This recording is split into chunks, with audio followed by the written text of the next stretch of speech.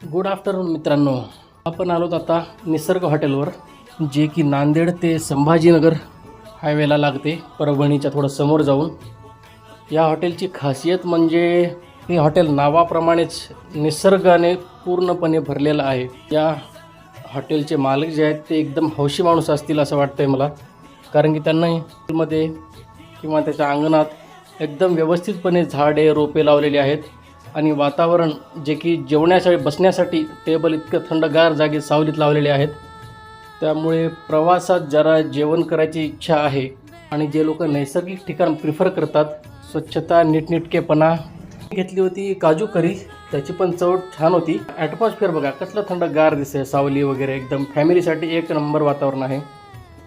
तुम्ही येऊ शकता, इथे ट्राय करा. हॉटेल निसर्ग, परभणी समोर.